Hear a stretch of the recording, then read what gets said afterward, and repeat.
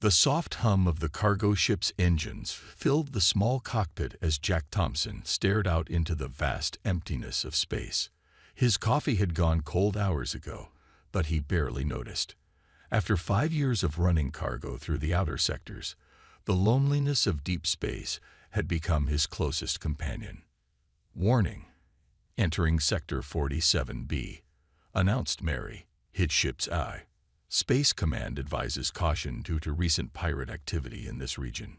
Jack stretched in his pilot's chair and yawned. "Thanks, Mary. Same warning as always. At least pirates would make this run more interesting." As if the universe had heard his casual wish, a light started blinking on his control panel. The emergency channel crackled to life, filling the cockpit with strange, musical tones mixed with standard emergency codes. "Mary, what am I looking at here?" Jack leaned forward, suddenly alert. "Analyzing signal pattern," Mary responded. "Signal confirmed as a luminary distress beacon. Point of origin is approximately 300,000 kilometers off our current course." Jack's eyes widened. The luminary were rare in this part of space, advanced, mysterious, and known for their glowing skin. They usually stuck to their own territories. Something serious must have happened to bring one of their ships out here. "Show me the nearest Space Command vessel," Jack commanded. A holographic map appeared before him, showing the closest patrol ship was nearly 6 hours away. The distress signal's urgency indicators suggested whoever sent it might not have that long. "Jack, Space Command protocols strictly advise against civilian intervention in potential crisis situations," Mary reminded him. "Particularly given the recent pirate warnings. Recommended course of action is to relay the distress signal and continue on our scheduled route." Jack ran his fingers through his messy brown hair, a habit he'd developed whenever facing a tough decision. The cargo in his hold was just machine parts, nothing that couldn't be delivered a few hours late. But Mary was right about the pirates. If this was a trap, his small cargo ship wouldn't stand a chance against well-armed raiders. The distress signal pulsed again, somehow sounding even more desperate than before. "Mary, what do we know about luminary distress signals?" Jack asked, already plotting a course adjustment in his head. "Luminary emergency protocols are highly advanced. False distress signals are extremely rare due to their cultural emphasis on honesty. However, if pirates have captured luminary technology, they'd be using it to lure in targets," Jack finished.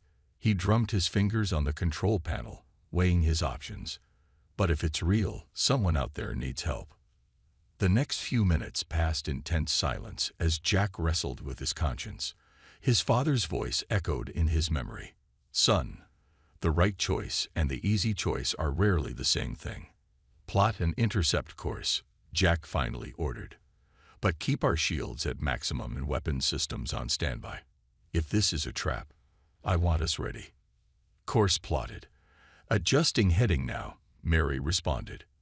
"I feel compelled to note that this decision goes against both Space Command recommendations and basic self-preservation instincts." Jack smiled as his ship began its turn. "Noted. Sometimes we have to trust our gut, Mary, even if you don't have one. Human idioms aside, I hope your intestines are making the right decision." As his ship accelerated toward the distress signal, Jack ran through his emergency procedures. He checked his weapon, a standard-issue plasma pistol, and made sure his emergency medical kit was fully stocked. Years of cargo runs had taught him to be prepared for anything. The signal grew stronger as they approached, and Jack's sensors began picking up debris. Something bad had definitely happened out here. His hands tightened on the controls as the ship's lights caught something floating in the darkness. Pieces of what looked like a ship's hull, still glowing faintly with characteristic luminary energy signatures. "Mary, start scanning for life signs," Jack ordered, his voice tight. "Something tells me this isn't a trap. It's something much worse." As his ship pushed deeper into the field of debris, Jack couldn't shake the feeling that he was about to get involved in something much bigger than a simple rescue mission. He just hoped he'd live long enough to find out what it was. The wreckage of the luminary ship floated like broken glass in space, Through his view screen, Jack could see pulses of soft blue light coming from what remained of the ship's main cabin. The light was getting weaker by the minute. "Life signs detected," Mary announced. "One luminary biosignature. Vital signs are weak but stable. Warning: 3 unidentified vessels approaching from the far side of the wreckage." Jack's hands moved quickly across his control panel. "Pirates. They're coming back to finish the job. Mary, can we get a shuttle to the Survivor?" Calculating. "Yes, but you'll have approximately 4 minutes before those ships are in firing range." The cargo pilot took a deep breath. "Then we better work fast. Prep the emergency shuttle. And Mary, if I'm not back in 3 minutes, get out of here. That order conflicts with my primary directives to ensure crew safety. Override code Thompson Alpha 7. Just trust me on this one." Jack rushed to the shuttle bay, strapping on his emergency spacesuit as he ran. His heart was pounding, but his hands were steady. The small rescue shuttle hummed to life as he jumped in. The space between his cargo ship and the wreckage seemed to stretch forever. As Jack guided the shuttle closer, he could see the damage better. This hadn't been an accident. The luminary ship's hull showed clear signs of weapon fire. He found an emergency airlock that was still intact and docked his shuttle. The moment the seals were secure, he grabbed his medical kit and plasma pistol, then pushed through into the wreckage. The inside of the luminary ship was unlike anything he'd seen before. The walls seemed alive, covered in delicate patterns that still glowed faintly. But there was no time to admire the alien architecture. Following his suit's biosensor, he made his way toward the life sign. He found her in what looked like a research lab. A luminary woman lay trapped under a fallen piece of equipment, her naturally glowing skin flickering like a dying light bulb. Her eyes, large and silver, opened as he approached.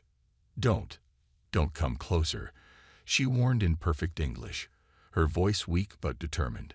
"The pirates, they'll be back." "I know," Jack said, already working to lift the equipment off her. "That's why we need to hurry. I'm Jack Thompson. I'm here to help." She stared at him for a moment, surprise clear on her face.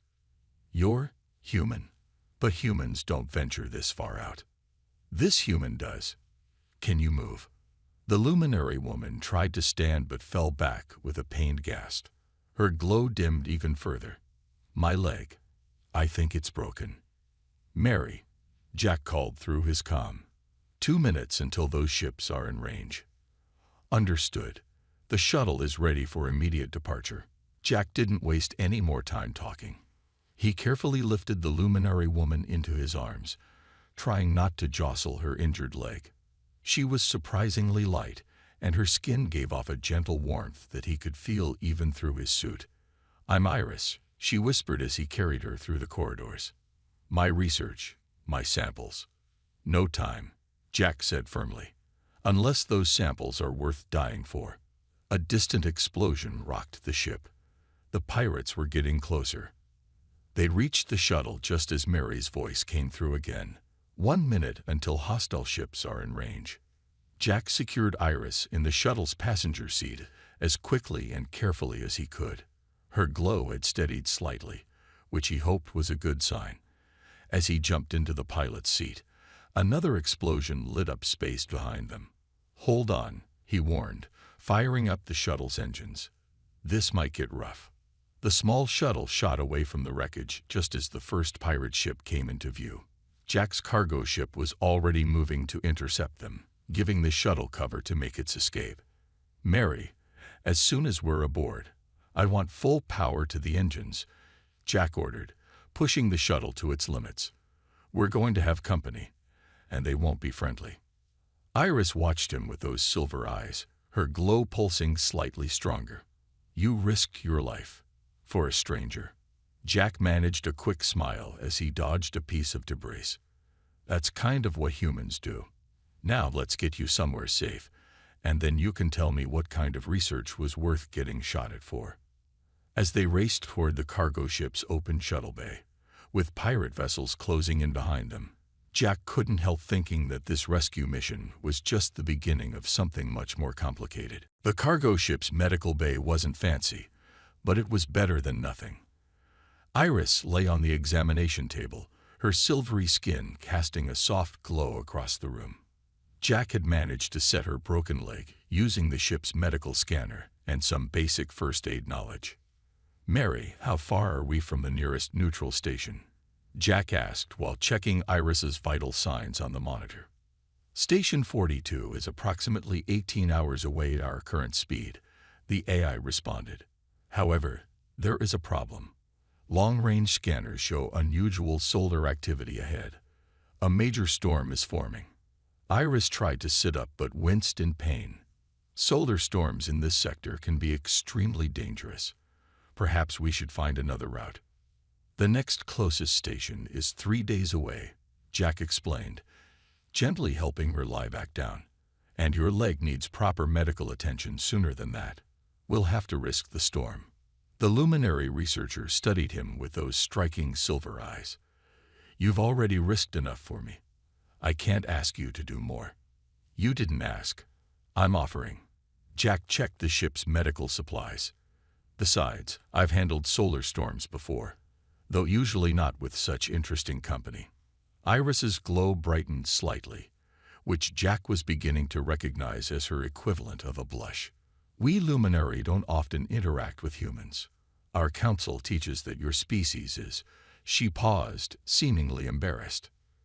"Let me guess, primitive, reckless, unpredictable." Jack smiled as he prepared a pain-relieving injection. "All of those things," Iris admitted, "but they never mentioned how kind you could be." She watched as he administered the medicine, "or how well you understand alien physiology. 5 years in deep space teaches you a lot. This might sting a bit." Jack carefully gave her the injection. "So, want to tell me what you were researching out there? Must have been important." Before Iris could answer, the ship shuddered violently. Warning lights flashed across the medical bay. "Jack," Mary's voice was urgent. "The solar storm is intensifying more rapidly than predicted. We have approximately 10 minutes before the worst of it hits us. Can we outrun it?" "Negative. The storm's reach extends beyond our fuel capacity." Iris's glow pulsed with concern. "My people have developed shielding technology for such storms. I could help modify your ship shields, but—" She gestured to her injured leg. "Talk me through it," Jack said immediately. "Mary can handle the technical implementation while I do the physical work." The next few minutes were a blur of activity. Jack ran between the engine room and the shield generators, following Iris's precise instructions. Her knowledge of energy fields, combined with Mary's processing power and Jack's practical experience, might just be enough to save them. "Shield modification at 80%, Mary announced. "Storm approaching in 2 minutes." Iris's voice was steady despite her pain. "The frequency needs to be exactly right, or the shields will collapse. Jack, you'll need to manually adjust the primary resonator." Jack climbed into the maintenance shaft, following her directions. "Like this. A little more. There. Lock it in place now." The ship rumbled as the first wave of the storm hit them. The lights flickered, and Jack could hear the shield generator straining. "Shield modification complete," Mary reported. "Storm impact in 3, 2, 1. The cargo ship shook like it was about to tear apart. Through the small window in the medical bay, the space around them had turned into a swirling chaos of solar energy. Jack held onto the edge of Iris's bed, helping her stay steady as the ship rocked. To his amazement, her glow began to pulse in sync with the shield's energy field. Each wave of the storm was met with a corresponding pulse from her bioluminescent skin. "That's incredible," Jack whispered, watching the display. "It's a natural response," Iris explained, her voice tense with concentration. "My people evolved to resonate with energy fields. Right now, I'm helping stabilize your shields, but it's draining." Jack noticed her light dimming. "Mary, how long until we clear the storm?" "Approximately 47 minutes at current speed." He took Iris's hand without thinking. Hey, stay with me. We made it through pirates. We're not letting a little solar storm stop us. Her fingers tightened around his, and her glow steadied. As they rode out the storm together, Jack realized that somewhere between the rescue and now, this mission had become about more than just helping a stranger. He just wasn't sure what that meant yet. Station 42 looked like a giant metal snowflake spinning slowly in space. After the chaos of the solar storm, its steady lights were a welcome sight. Jack's cargo ship docked smoothly in one of the medical bays, where a team of doctors waited to treat Iris. The fracture is healing well, the station's chief medical officer said, examining Iris's leg with a scanner. Your emergency treatment was surprisingly good for a cargo pilot, Mr. Thompson. Jack shrugged, standing nearby. Lucky guess. Luck had nothing to do with it, Iris said. Her glow had returned to full strength after resting. You saved my life twice now. First from the pirates, then during the storm. The doctor finished his examination and gave Iris some medication. You'll need to stay here for at least 2 days while the bone finishes healing. Standard procedure for luminary physiology. After the doctor left, Jack started to say goodbye. Well, once you're cleared, the station can arrange transport back to your people. I should get back to my delivery route. Wait. Iris called out, her glow pulsing brightly. In my culture, we have a tradition. When someone saves another's life, there must be a proper Thanksgiving ceremony. That's really not necessary. It is, she insisted. Please, it would dishonor both of us if we didn't follow the custom. And, her glow dimmed slightly, I would like to thank you properly. Jack looked at his cargo manifest, then at Iris. The machine parts could wait another couple of days. All right. What does this ceremony involve? Over the next 2 days, Jack learned more about luminary culture than he ever expected. Iris taught him about their traditions while she recovered, her silver eyes lighting up whenever he asked questions. Our Thanksgiving ceremony has 3 parts, she explained, sitting in the station's garden area. The artificial plants glowed softly, reminding Jack of her skin. First, the sharing of stories. Then, the exchange of truths. Finally, the binding of light. Binding of light? Jack asked, helping her walk through the garden. Her leg was almost healed, but she still needed support. It's when we share our bioluminescence with the one who saved us. It's very special to my people. Her glow flickered nervously. No luminary has ever shared light with a human before. Jack watched as her glow synchronized with her heartbeat. Your people really take gratitude seriously. We believe that when someone saves your life, they become part of your story forever. Iris stopped walking and turned to face him. Jack, there's something else you should know. During the storm, when you held my hand, did you notice anything unusual? You mean besides your glow matching the shield frequency? Our bioluminescence only synchronizes with others in very specific circumstances. She seemed to be choosing her words carefully. It's considered a sign of deep connection. Jack remembered how her light had steadied when he took her hand. What kind of connection? Before she could answer, a group of luminary officials entered the garden. Their formal robes sparkled with embedded crystals, and their skin glowed with a cold blue light. Researcher Iris, the tallest one, spoke. We received your report about the pirate attack. The Council is most disturbed by these events. Iris straightened up, her professional demeanor returning. Counselor Reed, I wasn't expecting the Council to send representatives so quickly. When we learned a human had rescued you, Reed glanced at Jack with an unreadable expression. Well, this is unprecedented. And now we hear you wish to perform the Thanksgiving ceremony. Yes, Iris said firmly. He saved my life. It is our way.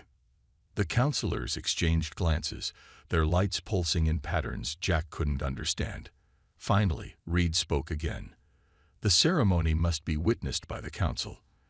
It will be held tomorrow at Station Dawn. He turned to Jack. Mr. Thompson, do you understand the significance of what you're agreeing to? Jack looked at Iris, saw the hope in her silver eyes.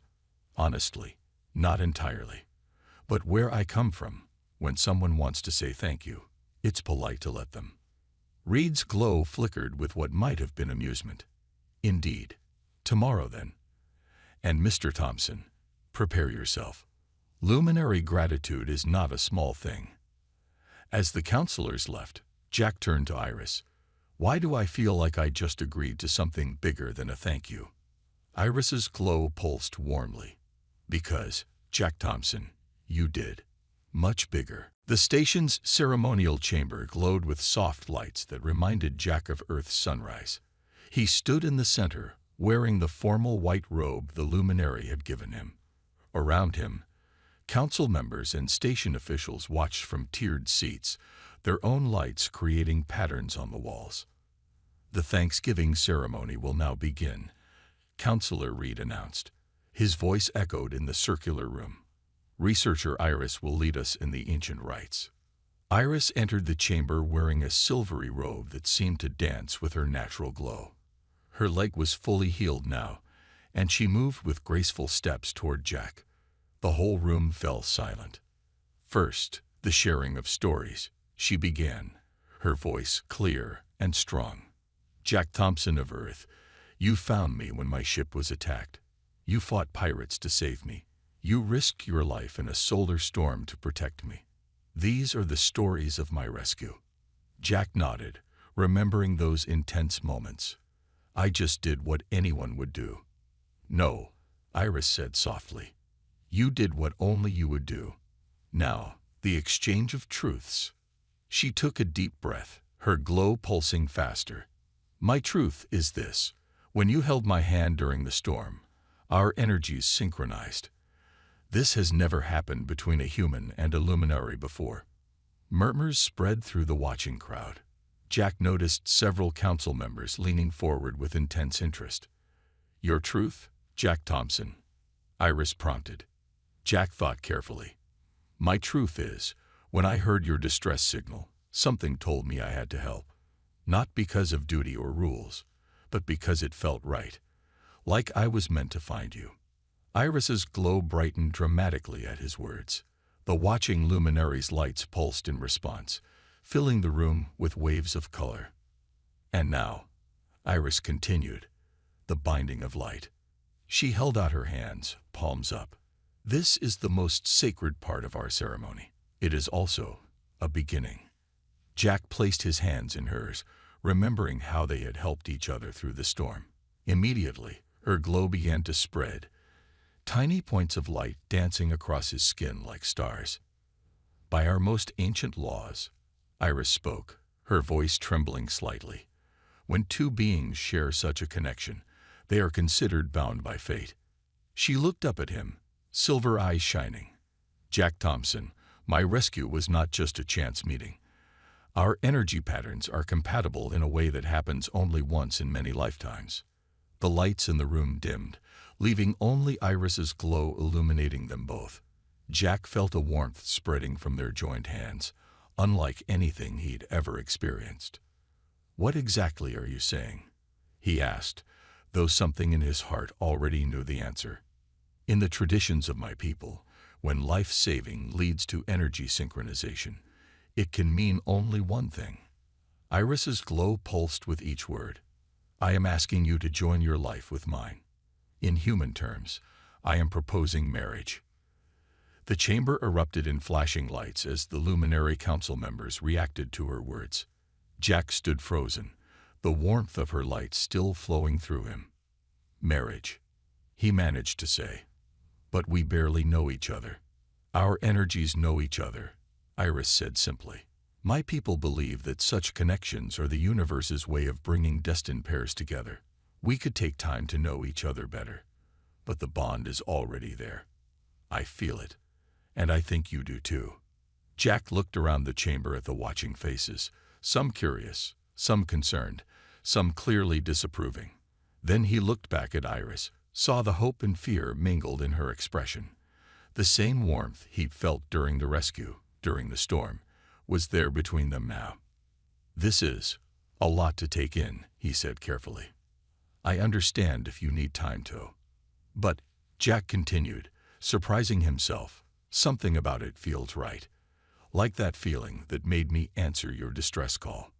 Iris's glow brightened until she was almost too brilliant to look at. Then you accept. Before Jack could answer, Counselor Reed stepped forward. Wait. There are complications to consider. No human has ever joined with a luminary. The political implications alone. The warmth between Jack's and Iris's hands pulsed stronger, as if in defiance of the counselor's words. Jack realized he was about to make another decision that would change everything, just like when he'd first heard that distress signal in deep space. The meeting room on Station 42 felt too small for the argument taking place inside it. 3 days had passed since Iris's proposal, and now representatives from both Earth and the Luminary Council were facing off across a large table. This is completely unprecedented, the Earth ambassador said, pacing back and forth. A human-luminary marriage could change everything between our species. Jack sat quietly beside Iris, watching the debate unfold. Her hand rested near his on the table, her glow pulsing gently in time with his heartbeat. The sight still amazed him. Counselor Reed stood at the head of the table, his own light flickering with frustration. Our laws are clear. When energy patterns synchronize during a life-saving event, the connection must be honored. But, he turned to Jack and Iris, this situation creates many problems. What kind of problems? Jack asked, finally speaking up. The past few days had been a whirlwind of meetings and discussions, but no one had given them straight answers. A younger council member named Light stepped forward, her glow sharp and bright. For one, we don't know if a human can survive the complete light-binding ceremony. No non-luminary has ever attempted it. I would never hurt Jack, Iris protested, her glow flaring defensively. Not intentionally, Light countered. But your energies could overwhelm his human physiology. The Earth ambassador stopped pacing. And what about children? Living arrangements? Citizenship? There are 1,000 questions we need to answer.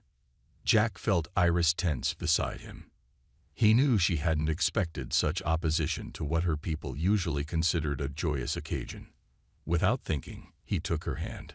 Immediately, her glow steadied, and he felt that now familiar warmth spread through him. The room fell silent as everyone watched their connected hands pulse with synchronized light. Remarkable. An elderly luminary scientist murmured, scanning them with some kind of device. Their energy patterns are perfectly matched. In all my years of studying human luminary interactions, I've never seen anything like it. That's exactly why this matter requires careful consideration, Counselor Reed said. If their connection is truly unique, we must understand it before proceeding. And what about the political implications? Another Earth representative added. Some humans already fear closer ties with alien species. This could cause panic. Or, Jack said, standing up, it could show everyone that we're not so different after all. The room turned to look at him. Even Iris seemed surprised by his sudden confidence. Look, he continued, I'm just a cargo pilot. I don't understand politics or energy patterns or any of that. But I know that when I heard Iris's distress signal, I chose to help. Not because of rules or treaties, but because it was right. Maybe that's what this is about. Choosing to do what's right, even if it's never been done before. Iris stood beside him, her glow brightening with every word. Jack is correct. Our connection may be unprecedented, but that doesn't make it wrong. My people believe the universe brings souls together for a reason. The Earth ambassador frowned. This isn't about belief. This is about practical concerns. With all respect. Iris interrupted.